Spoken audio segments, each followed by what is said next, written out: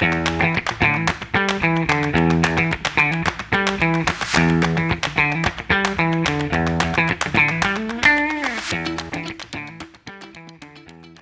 encontramos en Madrid, en la calle Serrano, en la sede central del Consejo Superior de Investigaciones Científicas, conocido como el CSIC. El CSIC fue fundado en 1939, sucedió a la Junta para la Ampliación de Estudios e Investigaciones Científicas, la conocida JAE, creada en 1907 y cuyo primer presidente fue Santiago Ramón y Cajal. El CSIC es la mayor institución pública dedicada a la investigación en España. Tiene carácter multidisciplinar y realiza investigaciones en todas las áreas científicas gracias a sus 121 institutos y 3 centros nacionales distribuidos por todas las comunidades autónomas. Mi invitada de hoy es Eloisa del Pino. Eloisa es presidenta del CSIC, doctora en Ciencia Política por la Universidad Complutense de Madrid y el Instituto de Investigación Ortega y Gasset. Además es licenciada en Ciencias Políticas y Derecho y tiene un máster en Organización por la Escuela de Negocios ESIC. A lo largo de su carrera ha trabajado como investigadora y profesora en diversas instituciones, entre ellas el Departamento de Gobierno y Administración del Instituto Ortega y Gasset y en universidades como la Rey Juan Carlos y la Autónoma de Madrid. También dirigió el Observatorio de Calidad de los Servicios en la Agencia de Evaluación de las Políticas Públicas y la Calidad de los Servicios, conocida como AEVAL, del Ministerio de Política Territorial entre 2009 y 2011. Y fue jefa del gabinete de la ministra de Sanidad, Consumo y Bienestar Social entre 2018 y 2020. Desde 2007 es científico titular del CSIC en el Instituto de Políticas y Bienes Públicos. A nivel internacional ha sido investigadora, profesora visitante en el Latin American Center de la Universidad de Oxford, el Centre de Estudios de la Recherche sur la Vie Locale del CNRS francés en Burdeos, la Universidad Pontificia Católica del Ecuador, la Universidad de Kent y la Universidad de Ottawa. Sus áreas de investigación abarcan la reforma de las políticas sociales, el estado de bienestar, la participación ciudadana y la administración pública. Buenos días, Eloisa. Muchísimas gracias. ¿Qué te impulsó a estudiar ciencias políticas? ¿Qué factores fueron determinantes? Pues mira, te voy a contar una anécdota. Y es que hace un año o así, estaba en la Facultad de Físicas de la Universidad Complutense y entonces en un evento, y entonces uno de los estudiantes que estaba en el público explicó por qué él había querido estudiar físicas y dijo porque necesitaba entender las claves de cómo funciona el mundo. Y yo exactamente empecé a estudiar ciencia política porque necesitaba entender las claves de cómo funcionaba el mundo. Así que yo creo que es lo que nos mueve a todos los científicos independientemente de la disciplina que seas. Yo quería saber las claves de la política, de cómo los ciudadanos, por qué los ciudadanos votan una cosa, por qué los políticos deciden en una dirección o en otra las políticas públicas, etc. Y para mí eso era entender cómo funcionaba el mundo. Para este estudiante se refería al mundo material, al mundo físico, ¿no? Y entonces me acuerdo que me llamó muchísimo la atención porque justamente era la explicación que yo había utilizado para estudiar una cosa muy diferente que a la de él, en mi caso, ciencias políticas. ¿Y quiénes han sido tus referentes y maestros a lo largo de tu carrera? ¿Qué personas o trabajos han dejado una huella significativa en tu formación? Pues yo diría que tengo varios, ¿no? Porque tengo varios temas de estudio en los que he ido trabajando a lo largo del tiempo. Un conjunto de ellos han tenido que ver con la reforma del Estado, con la reforma de las instituciones, cómo las instituciones políticas crean el marco democrático para que las sociedades progresen y cuáles son las condiciones para que perviva la democracia, para que tengamos una democracia de calidad. Y en ese contexto yo me he interesado mucho por la democracia y su eficacia, y en este sentido por el Estado y las políticas públicas y las administraciones públicas. Y quizá en este caso referentes para mí han sido scholars como Lipset o como por ejemplo Guy Peters, que todavía es un académico, un comparativista en ciencia política y ciencia de la administración que sigue vivo. Y después también en mi otro gran tema de investigación, dentro de la propia reforma del Estado, me ha interesado la reforma de los sistemas de protección social, lo que llamamos el estado del bienestar, ¿no? Y que tiene que ver con cómo se configuran los sistemas educativos, sanitarios, las pensiones, etcétera, etcétera. Y aquí seguramente mi principal referente es Paul Pierson, que es un escolar americano, que es el que ha trabajado en los temas que a mí me interesan, que es cómo se reforman los sistemas de protección social y cuáles son los determinantes que hacen que un país tenga un tipo de política sanitaria y otro país tenga otro tipo de política sanitaria o educativa, etcétera, y cuáles son los determinantes políticos, ¿no? Si, por ejemplo, la ideología importa en las reformas políticas, o si estamos en crisis de bonanza, en crisis o en bonanza importa, o la forma de organización territorial que tiene un Estado, si es más federal o es más centralizado, importa en las decisiones que adoptan los gobiernos. Él ha trabajado sobre eso y para mí es uno de mis referentes, sin duda. ¿Pero hubo algún acontecimiento o experiencia que te impulsase a ir hacia estas políticas sociales? Bueno, uno de los temas que a mí me preocupa, que siempre me ha preocupado ideológicamente y políticamente, es el tema de la desigualdad y de la pobreza. Entonces, yo quería entender este fenómeno, cómo es posible que en Europa, que es la zona del mundo más desarrollada todavía y más solidaria y más moderna, todavía no hayamos conseguido combatir el fenómeno de la pobreza y la desigualdad. ¿Por qué, no? ¿Y qué mecanismos existen para combatirla? Entonces, es más una preocupación de ciudadana, casi, pero que puedo estudiarla y abordarla como científica. Y por lo tanto, pues es que lo tenía ahí, al alcance de mi mano, entender cómo funciona esa parte de la humanidad y del mundo, ¿no? En 2009 diste un giro importante a tu carrera profesional al dejar el ámbito académico para dirigir el Observatorio de Calidad de los Servicios en la Agencia de Evaluación de las Políticas Públicas y la Calidad de los Servicios del Ministerio de Política Territorial. ¿Qué te motivó a hacer este Pues en cambio? realidad no era ningún cambio, porque yo mi tesis doctoral la hice sobre ese tema, sobre las actitudes de la gente hacia el Estado, qué piensa la gente de la democracia y por qué piensa lo que piensa de la democracia y de la administración pública, si percibe que los servicios públicos son de la suficiente calidad o no. Hice mi tesis sobre eso y entonces en AEVAL, donde yo no conocía a nadie en ese momento, pues alguien recibió noticia de que yo había hecho la tesis sobre eso y necesitaban una persona que pusiera en marcha o continuara la labor del Observatorio de Calidad de los Servicios Públicos, es decir, que yo midiese y que dejara instalado un sistema de medición y que yo pensara en indicadores y cómo tenía que medirse eso, cuál era la percepción de los españoles sobre todos los servicios públicos. Y entonces estuve trabajando allí 2 años desarrollando un sistema de información, unos indicadores, una encuesta que se hizo en el CIS y que luego se repitió muchos años después, o sea, se ha repetido durante varios años. Y de hecho, ese trabajo me llevó a publicar un paper que es una de las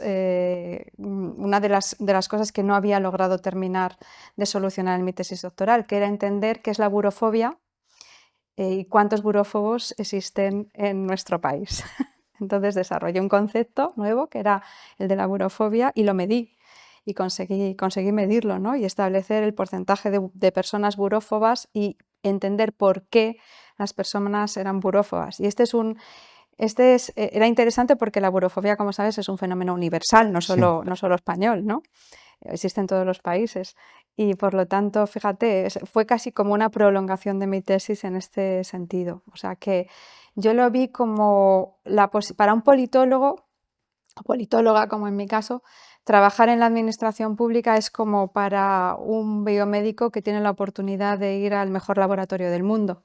Porque claro, nosotros tenemos que saber cómo funciona la política por dentro, cómo se toman las decisiones, cuáles son los problemas públicos que tienen que atender la vida política real Y yo nunca lo he visto. Yo lo que soy ante todo, sobre todo, es científica, social, pero científica. Y esta era una forma de entender mejor la realidad. Además de tus estudios sobre la burofobia, ¿qué destacarías más de tu estancia en la EBAC? Bueno, yo creo que en ese dejar pensar y reflexionar sobre cómo preguntar a la gente qué piensa sobre el Estado y la administración pública fue un trabajo científico. De hecho, una de las construimos varios sistemas de información y bases de datos, pero una de las herramientas que utilizamos para medir esto, que fue una encuesta que se diseñó y que se hizo en España a 8.000 personas en el año 2009 en el CIS, la desarrollé con unos colegas de la Universidad Complutense y con un colega de Rutgers University en Nueva York que había estado de estancia conmigo en el CSIC. Y por lo tanto, desde entonces hemos trabajado en varias ocasiones juntos. Entonces, de dejar diseñado un sistema de indicadores para acercarse a un fenómeno, a una realidad que es cómo funcionan las administraciones, yo creo que eso es muy difícil preguntar sobre eso y obtener evidencia científica sólida, y yo creo que nosotros lo conseguimos. Así que yo creo que fue una aportación, modesta, pero una aportación. Y en 2018 pasas a ser jefe de gabinete de María Luisa Carcedo, ministra de Sanidad. ¿Qué experiencia resaltarías de este periodo? Yo conozco el Plan Nacional contra el Tabaco, ¿fue uno de los principales logros? Bueno, hubo muchos, fue una etapa de las más apasionantes de mi vida, sin duda. Yo conocí a María Luisa porque María Luisa Carcedo era la presidenta de AEVAL y la conocí ahí cuando me fichó entre el 2009 y el 2011, y siempre hemos seguido trabajando juntas en varios proyectos. Entonces, otro de mis temas de estudio, que es el principal ahora, antes de ser presidenta del CSIC, porque obviamente ahora no tengo mucho tiempo para la investigación, ha sido los sistemas de protección social, el estado del bienestar, y utilizando una perspectiva comparada. Es decir, yo lo que trato de entender es cómo en distintas partes del mundo se configuran los sistemas de protección social y por qué, ¿no? Las razones de por qué en Estados Unidos existe un modelo sanitario X y en España existe otro, y cómo se deben reformar esos sistemas de protección social para responder a los cambios sociales. Por ejemplo, cómo tendremos que reformar el estado del bienestar español para responder a la crisis climática, ¿no? O cómo tenemos que reformar el estado del bienestar español para responder a todos los retos que supone la digitalización y el hecho de que algunas personas vayan a perder su trabajo, cambien las formas de familia, cambien a cómo responder a las migraciones masivas, etc. Yo estoy pensando todo el rato sobre eso, ¿no? y trabajo sobre eso. Entonces, cuando María Luisa me llamó para ser su directora de gabinete, me llamó porque necesitaba una persona experta en políticas sociales y sanitarias, que era lo que yo llevaba trabajando pues los 15 años anteriores. Y fue una etapa, como te digo, espectacular. Entendí muchas cosas de cómo se toman las decisiones, cuáles son los límites de las decisiones públicas, cómo se incorpora la ciencia a la adopción de decisiones, por ejemplo, cuáles son los límites que tiene un político para incorporar la ciencia a la adopción de decisiones, cómo funciona el poder por dentro, ¿no? Que es el objeto de estudio de los politólogos. Nuestro objeto de estudio es el poder. Hicimos muchas cosas, yo creo, en esa etapa. Por ejemplo, se incorporó a la cartera del Sistema Nacional de Salud el tratamiento de CAR-T para las leucemias que no tenían cura. Esto fue uno de los eventos más emocionantes y yo siempre me acuerdo esa tarde concreta en la que, después de mucho trabajo, logramos hacer ese cambio normativo y legal que era de poner la piel de gallina. Era un ministerio muy grande, por lo tanto teníamos consumo también y bienestar social. Entonces también pensamos en ayudas para la infancia. En esa época diseñamos el ingreso mínimo vital, trabajamos sobre el plan antitabaco. También recuerdo perfectamente que tuvimos que afrontar la crisis de la carne mechá, que seguramente Sí, me nos acuerdo, parecía una enorme sí. crisis. Y luego a los pocos meses llegó la pandemia y ahora estamos en medio de las inundaciones de Valencia.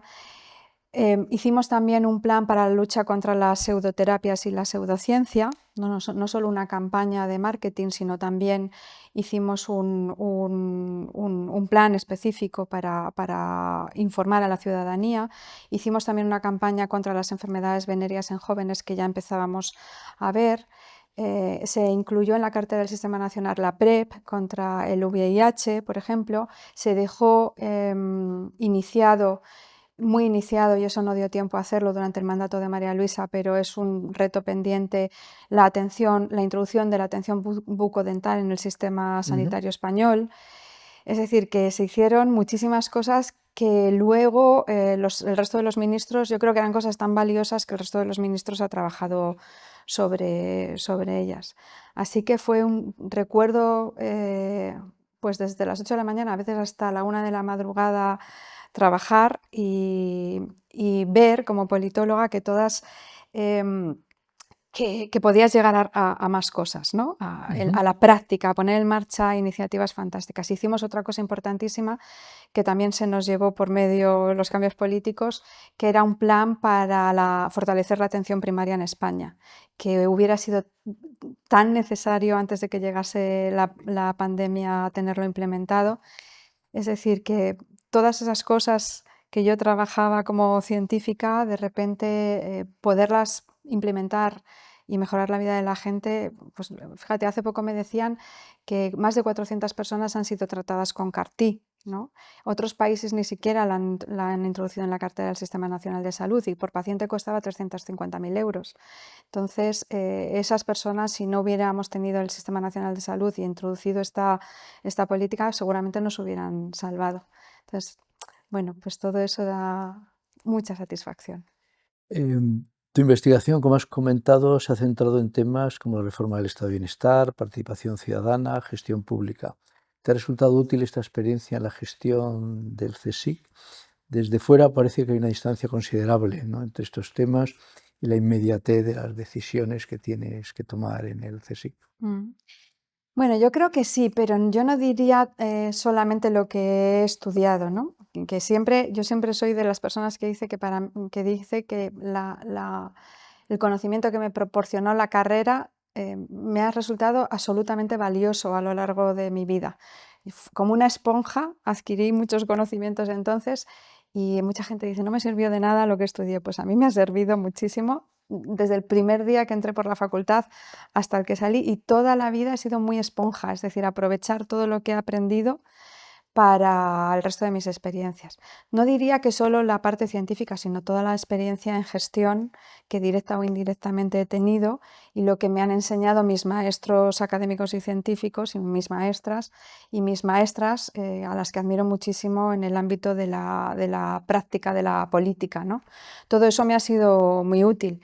Desde el punto de vista más académico-científico, pues tener una panorámica general de las cosas como politóloga, ¿no? de cuáles son las teclas fundamentales para lograr que se reformen determinadas cuestiones que nos harían que tuviéramos un sistema científico mejor, es fundamental. Y yo creo que tener una visión general de cómo funciona el Estado, la administración y la institución me ha resultado imprescindible, diría yo, para lo bueno y también para lo malo que pueda hacer, ¿eh? En un mundo que se tambalea por la pandemia de COVID y enfrenta las perturbaciones causadas por el cambio climático y el potencial de la inteligencia artificial, ahora se necesita más que nunca, creo yo, asesores en políticas científicas. El Gobierno de España ha creado recientemente la Oficina de Asesoramiento Científico a las Políticas Públicas, la ONAC. La ONAC contará con una unidad de asesoramiento científico con sede en el CSIC. ¿Cuál es la misión de esta unidad del CSIC? Pues en esta unidad que estamos creando, estamos ahora en el proceso selectivo. Lo que vamos a hacer es buscar a personas expertas en distintas áreas de la ciencia, tanto en ciencias sociales como en ciencias naturales, y en algunos temas concretos, como por ejemplo lo que tiene que ver con inteligencia artificial, biodiversidad, salud, lo verde, la economía, etcétera. Y lo que estamos intentando hacer es crear un equipo de trabajo. Ahora mismo estamos en la fase de selección y de desarrollo de protocolos y procedimientos que pueda ayudar al Gobierno de España, en concreto, a tomar decisiones sobre todo este tipo de políticas públicas, ¿no? Si nosotros tenemos que decidir sobre determinadas políticas sanitarias o sobre qué tipo de energía renovable es posible conseguir, o sobre cómo convencer a los chavales de que tienen que ser precavidos con las enfermedades venéreas, o tantas y tantas cosas, o cuál es la mejor forma de combatir el fracaso escolar, o cuál es la mejor forma de reducir la pobreza infantil, etc. Pues la idea es que estas personas que van a trabajar en el CSIC sean capaces de recopilar la evidencia científica existente, no solo en el CSIC, sino en cualquier otro organismo científico del mundo. Ya sabemos que la ciencia es mundial, no tiene fronteras, sobre estos temas, ¿no? Sobre cada uno de estos temas y desde distintos puntos de vista. Si la política pública todavía no se ha puesto en marcha, pues a lo mejor un político necesita saber cuál es la extensión de un problema, ¿no? Si en España el fracaso escolar, que es un problema social muy importante, es mayor que en otros países, la obesidad infantil es mayor o menor que en otros países, qué características, por qué se produce la obesidad infantil, por qué en concreto se produce en España, si es, por ejemplo, más frecuente entre las clases sociales más desfavorecidas o no, o si tiene otro tipo de características, pues por ejemplo ocurre más en los barrios, lo que sea, o ocurre más en los países que tienen un sistema de atención primaria o no, etcétera.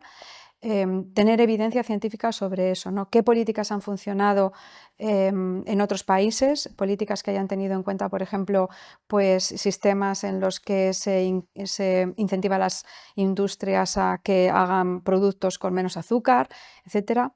Y la idea es eso, ¿no? De entender en qué fases de la decisión que un político tiene que adoptar está una política pública, y elegir evidencia científica, elegir en el sentido de elegir buena evidencia científica, porque, para ayudarle. Entre los protocolos que estamos desarrollando, pues por ejemplo, tenemos que discernir qué evidencia científica es válida y cuál no vamos a utilizar, ¿no? O por ejemplo, estamos intentando contemplar que seamos diversos, no solamente en cuanto a la evidencia científica que recogemos, sino las aproximaciones metodológicas, que sean transparentes los temas sobre los que trabajamos, que las personas que estén asesorando al gobierno pues tengan un código ético muy concreto y que además sean personas muy capaces, y por eso estamos haciendo un proceso selectivo. Entonces esa es la idea, apoyar la adopción de decisiones, como por ejemplo lo estamos haciendo en el momento actual. El CSIC lo está haciendo en el momento actual con nuestro Comité de Desastres y Emergencias en las inundaciones de Valencia, ¿no? Que nos ha pedido el Gobierno asesoramiento, pues por ejemplo, para los temas que tienen que ver con los riesgos geológicos tras la inundación, o los cimientos de las casas, o tantos temas que son necesarios. ¿Cómo describirías la relación actual del CSIC con otros organismos de investigación, tanto a nivel autonómico como con universidades y centros tecnológicos? ¿Qué mecanismos existen para asegurar una colaboración efectiva entre instituciones? Pues justamente la mejora de las relaciones institucionales del CSIC es un objetivo estratégico de nuestro plan estratégico actual y de nuestro contrato de gestión.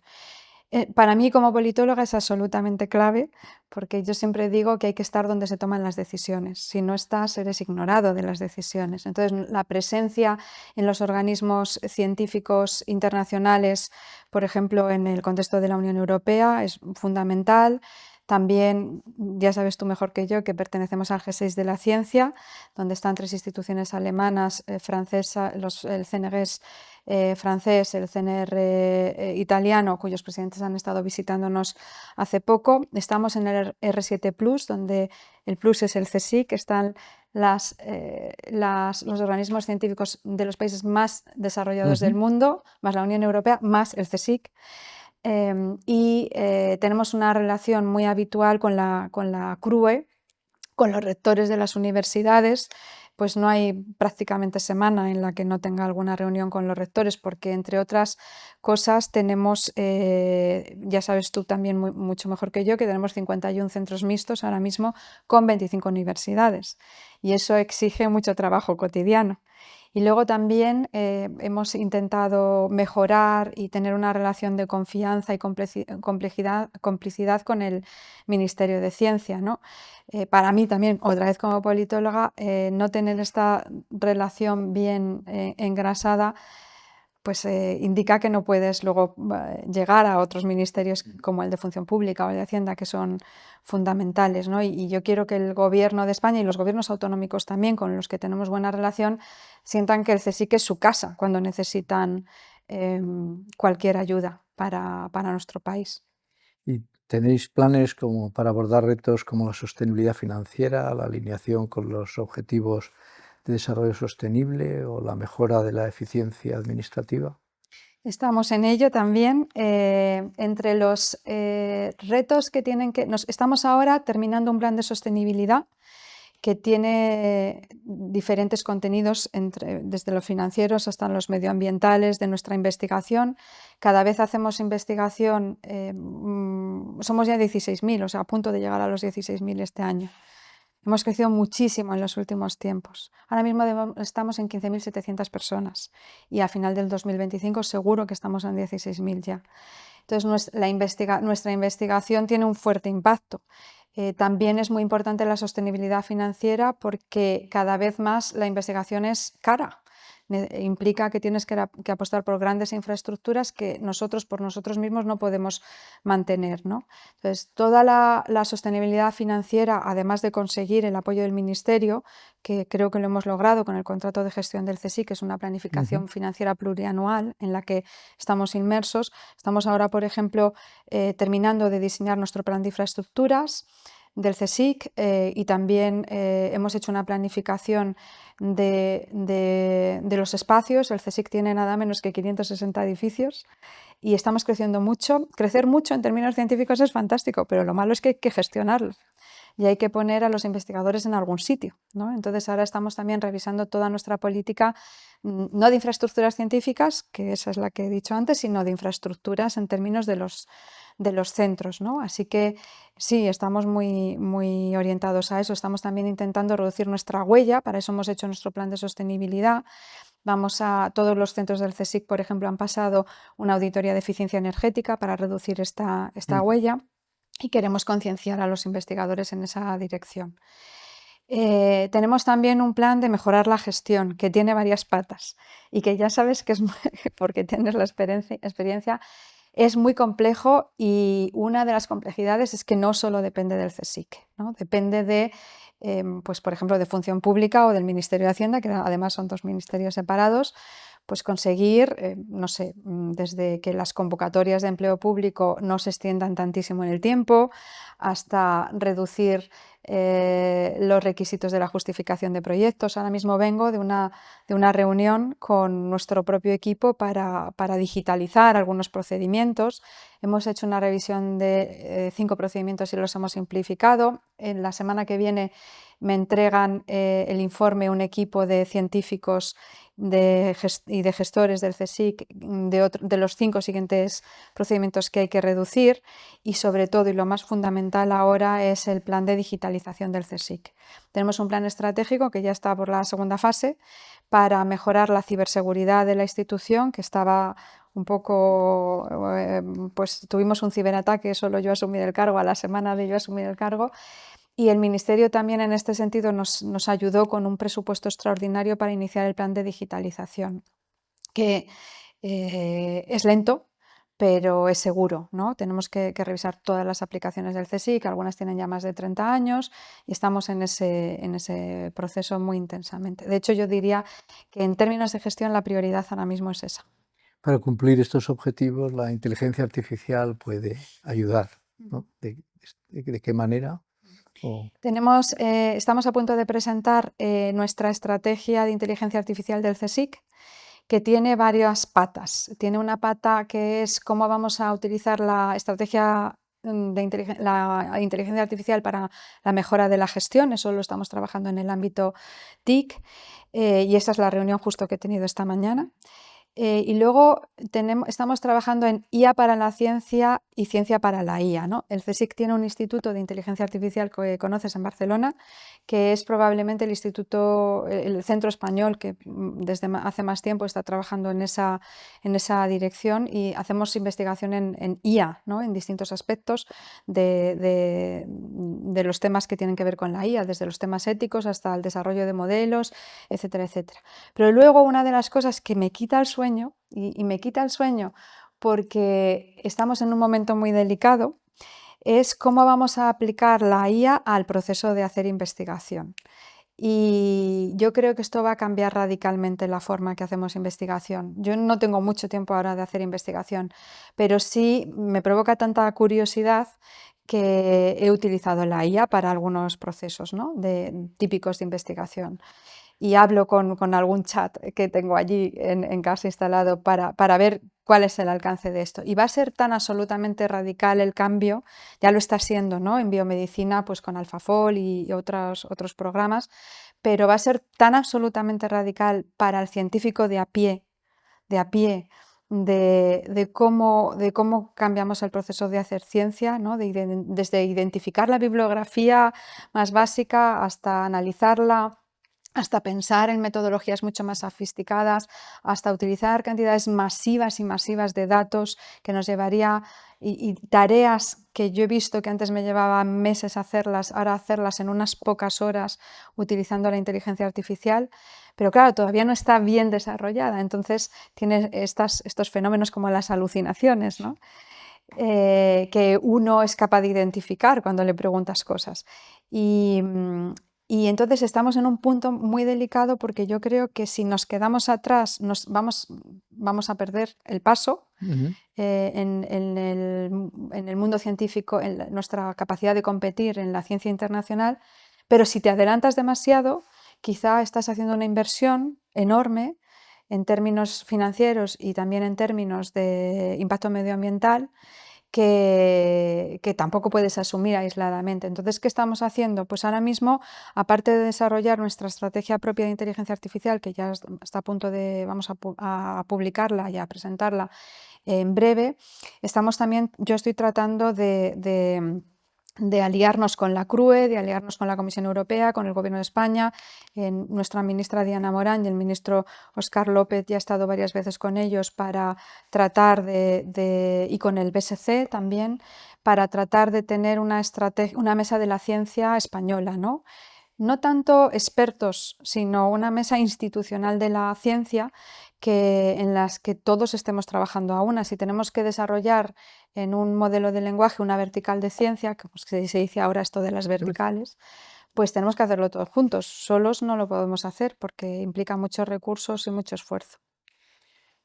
Se me han acabado las preguntas, Luisa. ¿Te gustaría añadir algo más a nuestra conversación antes de finalizar? Sí, yo creo que estamos en un momento complejo para la ciencia, al mismo tiempo apasionante. Estamos en muchos sentidos en una encrucijada. Por ejemplo, uno de los temas que también son de los de quitar el sueño es que estamos en un momento en que necesitamos apuntalar toda la investigación básica. El CSIC es una institución de investigación básica, y garantizar que los científicos tienen al menos un espacio para hacer investigación guiada por su propia curiosidad, porque ellos son expertos en la materia en la que trabajan, y creo que tenemos que apuntalar eso y al mismo tiempo responder a una demanda que también creo que es legítima, que hacen las instituciones europeas y nacionales, sobre que tenemos que tener una ciencia que también sirva para el desarrollo de nuestro país y para los retos más importantes que tiene el país, ¿no? Que tienen que ver con la salud, con la digitalización, con el cambio climático, con la desigualdad, para los de ciencias sociales, este es el mensaje, con la calidad de nuestras democracias, etc. O sea, yo creo que ahí tenemos un reto que tenemos que ser capaces de trabajar, y tenemos varios planes científicos en esa dirección, ¿no? Nuestro plan de ciencia básica, que también estamos terminando ahora, al mismo tiempo que garantizar que somos empáticos con lo que le pasa a la gente. ¿no? Y con los retos que tienen nuestros gobiernos, porque somos una pieza más de todo el engranaje. Por ejemplo, estamos haciendo mucho esfuerzo ahora en términos de transferencia e innovación. Queremos aportar algo al país y a la sociedad y ayudar a que nuestro país mejore sus posiciones en los rankings de transferencia e innovación. Ya sabes que el CSIC es el principal el principal patentador español en la Unión Europea, pero yo creo que podemos hacer más. Entonces, bueno, yo creo que el reto principal ahora es justamente ese, ¿no? Es apuntalar el espacio de ciencia básica y ciencia guiada por la curiosidad, al mismo tiempo que hacer contribuciones que sean visibles y que ayuden a mejorar la sociedad y el planeta en el que vivimos. Muchas gracias. Esta conversación, como otras, tiene como objetivo animar a las mujeres, a las jóvenes, a que sigan carreras científicas. Muchas gracias, Eloisa. Muchas gracias a ti, querido.